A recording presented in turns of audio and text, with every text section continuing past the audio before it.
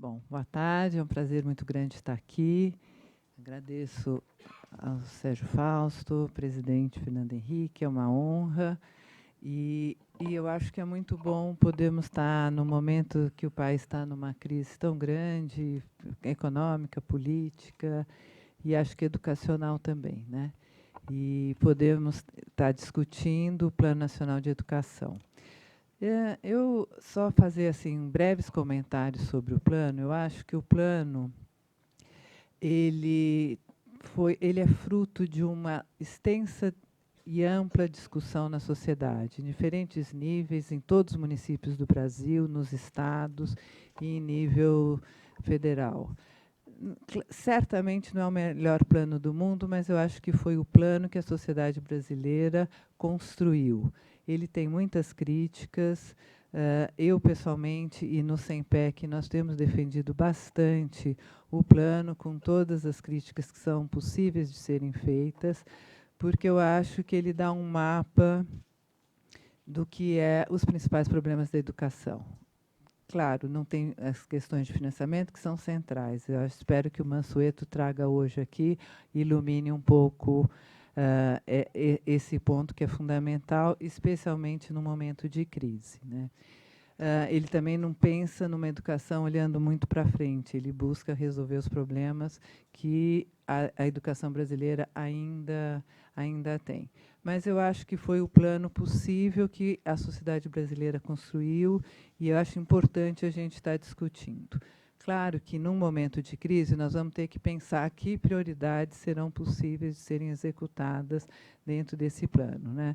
De uma maneira geral, o plano ele buscou trabalhar e apontar diretrizes para a superação das desigualdades educacionais, a promoção da qualidade, a valorização docente, promoção da democracia e o financiamento, né, em linhas gerais. São 20 metas que estão dentro dessas 5 diretrizes. Todas são importantes. Eu acho que a Maria Helena vai falar um pouco da valorização dos profissionais, a questão docente, que eu acho que é fundamental no Brasil hoje. E eu vou buscar falar da questão das desigualdades educacionais, né? E a minha fala ela tem a ver, porque eu acho que, e eu espero demonstrar ao longo da fala com alguns dados, de que se nós falamos muito da questão da qualidade, que ela tem diferentes dimensões, mas se nós não encararmos o desafio das desigualdades educacionais, nós não vamos, enquanto país, dar um salto na questão da qualidade da educação, né? Eu acho que isso é uma questão central e essa desigualdade ela se dá em diferentes níveis. São desigualdades regionais entre Norte e Nordeste e o restante do país. São desigualdades entre campo e cidade. São desigualdades entre ricos e pobres. São desigualdades étnicas e são desigualdades entre o centro das cidades e as periferias das cidades. Não vou conseguir, em cada um dos temas que eu vou colocar, falar de todos esses temas, mas então escolhi alguns pontos, mas são todas essas desigualdades que nós temos que acabar, que nós devemos superar. Então, dentro do eixo das desigualdades, eu estou selecionando aqui algumas metas do Plano Nacional de Educação que dizem respeito à questão das desigualdades. As 3 primeiras metas, elas têm a ver com a questão do acesso ao ensino infantil, ensino fundamental e ensino médio, né? A meta 5 é a questão da alfabetização das crianças aos 8 anos de idade. É uma questão básica que o país ainda não conseguiu resolver e superar, é a alfabetização das crianças, não estamos falando de outros, né? Então, isso é um ponto. O outro ponto é a questão da educação integral. A outra meta que eu estou selecionando aqui é a qualidade da educação. Então, temos um IDEB e mostrar o quanto ainda estamos longe de alcançar uma educação de qualidade. E, finalmente, os anos de escolaridade do país, né? Muitos dos meus dados, eu vou estar relacionando com um estudo sobre a Bolsa Família, que não está aí só para vocês terem uma noção, que chama O Plano Nacional de Educação e a Bolsa Família.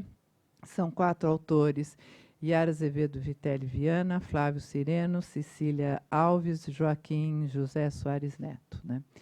E eu acho que eu quis selecionar esse estudo ao lado de outros dados da PNAD, justamente para acentuar de uma forma mais concreta o que nós estamos falando, o que eu estou querendo mostrar em relação à questão das desigualdades. Obviamente, todos nós sabemos das desigualdades. Eu acho que desigualdades no Brasil, assim como o consenso de que educação é prioridade, tem esse consenso na sociedade, mas ele é muito pouco enfrentado de forma real. É muito difícil os políticos enfrentarem essas questões. Claro, o Brasil melhorou muito, acho que desde dos governos Fernando Henrique e Lula, sabemos disso, mas quando nós estamos falando de educação, enfrentamento de desigualdades, é uma questão que eleitoralmente é difícil, não dá voto, exige mais recursos, então acaba sempre sendo deixada de lado. Bom, eu vou mostrar uma série de slides com esse foco, né? Nós estamos falando aqui de educação infantil, e eu vou destacar que não só não conseguimos ainda alcançar a meta que deverá ser cumprida até o ano que vem do atendimento de todas as crianças universalizado de 4 a 5 anos, mas que nós temos, então, dentre os alunos da escola pública, 52% dos alunos da escola pública na educação infantil fazem parte de famílias que recebem o Bolsa Família, né? Então, aqui nós temos um dado que mostramos a desigualdade rural e urbana, como existe essa diferença do acesso à educação infantil. Entramos no ensino fundamental, nós quase que universalizamos, né? Quando a gente vê aí pelos dados, nós estamos falando aí de níveis de riqueza, mais rico, menos rico, e quase 100% dos 25 mais ricos do país têm acesso ao ensino fundamental. E existe uma diferença. Ela é um pouco menor. Acho que houve um foco desde do ministro Paulo Renato no ensino fundamental, então ela é um pouco menor se estamos considerando também os mais pobres e as regiões norte e nordeste, né? Ainda que tenha uma diferença.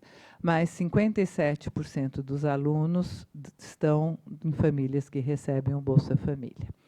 Quando chegamos nessa população de 15 a 17 anos, de novo, vamos ter as diferenças grandes, né? Se a gente pensar em alunos que deveriam estar no ensino médio, não necessariamente esses que estão na escola estão no ensino médio, podem estar no ensino fundamental, né? Nós temos ainda dados que são muito preocupantes. Se eu pensar que na região Nordeste e Norte, só 78% desses jovens que estão nessa faixa etária estão na escola, né? E mesmo no Sudeste é 85%, 81%. Então, nós temos uma evasão que é muito grande e inaceitável, se pensarmos em todas as questões de juventude e os problemas que nós temos enfrentado em relação à juventude. Nessa faixa etária, 61% desses jovens adolescentes fazem parte de famílias do Bolsa Família, né? Esse aqui é um quadro que mostra, nós tivemos hoje, esse ano, o MEC publicou a avaliação de alfabetização no 3º ano do ensino fundamental. Os níveis, o nível 1 é o pior, 2, 3, o 4 é o melhor nível, né? Então, nós vamos ver novamente que, quer dizer, a gente ainda tem um contingente muito grande de crianças com 8 anos de idade que ainda estão numa precariedade enorme na questão da alfabetização. Se pensar que é uma questão básica, então, quando nós estamos falando de qualidade, nós estamos falando de questões do básico, que é a alfabetização, né? De novo, o contingente de crianças que que fazem parte do Bolsa Família, quase 60% dessas crianças que estão até no terceiro ano, do primeiro, segundo e terceiro ano do ensino fundamental, né? Aqui é um gráfico que vai falar da escolaridade, né? Então, os anos de escolaridade, a maioria aqui feminino urbano, é onde tem maior nível de escolaridade, 10 anos. Ainda não chegamos no mínimo que é considerado mundialmente, são 12 anos, mas e aí vai diminuindo mulher de campo, masculino do campo e feminino do campo e masculino, né? Mas ainda com níveis que estão muito abaixo do que é considerado o básico para a saída da pobreza no mundo hoje, que são 12 anos de escolaridade, né? Aqui a questão do ensino integral, eu destaco o ensino integral porque é, sem dúvida, uma estratégia importante no combate às desigualdades sociais e educacionais, e ainda que por escola a gente consegue ter um nível quase chegando a 50%, que é a meta do PNE, avançamos bastante em relação a isso, mas em relação ao número de alunos ainda é bastante precário, porque está em torno entre 10% e 15%, como a gente está vendo, né? É que as escolas, em geral, as escolas, não é a escola inteira que tem alunos em educação integral. Aqui estamos falando do fluxo e a qualidade, a melhoria do fluxo e ensino médio, né? Aqui eu não estou nem enxergando direito exatamente, ensino médio, né? E eu acho que também destacar o ensino médio é fundamental quando nós estamos hoje o país discutindo o que é o ensino médio, uma vez para os jovens, o que é essa escola que o jovem não está interessado, não está querendo, que está se evadindo dessa escola, uma escola que está distante, né, dos alunos e distante do que a sociedade espera da educação no mundo hoje, tanto as empresas como em relação à formação para a cidadania. E os nossos índices de qualidade ali do IDEB são fraquíssimos, não chega a nota 4, né? Está abaixo de 4 e chega até diminuiu em algumas regiões. Bom, tudo isso, acho que assim, o que eu quis mostrar e que eu tenho buscado, e a gente no SEMPEC tem desenvolvido várias pesquisas nessa direção, é que, se nós estamos falando de qualidade, nós temos que enfrentar essas questões, né? Então, pelos todos esses slides, não só nós podemos constatar de forma muito clara essas desigualdades, mas, principalmente, pensar que mais de 50% a 60%, 61% dos alunos pertencem a famílias que estão no Bolsa Família. Ou seja, nós estamos falando de população de extrema pobreza, de grande pobreza, não é? Então, assim, portanto, a gente pode estar falando que mais de 50% dos nossos alunos que estão na escola pública é parte desse grupo. E que a gente ainda não aprendeu a trabalhar com esses alunos. É uma escola que forma os professores para um aluno idealizado, para um aluno médio, que não é esse aluno que está na escola. E, enfim, eu acho que várias vezes que a gente, no SEMPEC, discutiu com alguns secretários e tudo, essa questão é muito difícil de ser enfrentada, porque envolve, na nossa opinião, como se pensar ações afirmativas para trabalhar com escolas que estão em territórios de alta vulnerabilidade social. Isso tem um custo e que não aparece politicamente no curto prazo, vai aparecer no médio e no longo prazo. Mas eu pessoalmente tenho convicção que nós não vamos dar o salto de qualidade enquanto a gente não encarar essa questão. Aí tem 2 últimos slides, meu tempo está acabando, que eu só coloquei que condições estruturantes para que esse Plano Nacional de Educação possa se viabilizar. Uma delas é o Sistema Nacional de Educação. O MEC tem discutido, tem buscado discutir isso, tem alguns documentos, Marilene e eu estamos num grupo que está discutindo para pensar em avançar essa questão. Eu tenho falado muito, é um trabalho que exige politicamente, sem dúvida, força política para conseguir ser aprovado, mas, ao mesmo tempo, não exige recursos, nada, e ele pode ser uma condição importante para daqui a 1, 2 anos, quando tiver melhorado a crise, esperamos, a crise econômica, possa ter melhores condições para viabilizar a educação. E, finalmente, a fala aqui do Mansueto, que eu não posso deixar de falar, é a questão do financiamento. Claro, temos uma crise, obviamente a educação tem que também se haver com a crise. Eu acho que, enfim, a gestão pode ser muito melhor desenvolvida e esse recurso da educação deve e pode ser muito melhor aproveitado e na implementação da educação. Mas eu sempre falo que não adianta só gestão, nem só recurso, porque o recurso com uma má gestão também não adianta nada, mas nós precisamos de recurso e gestão.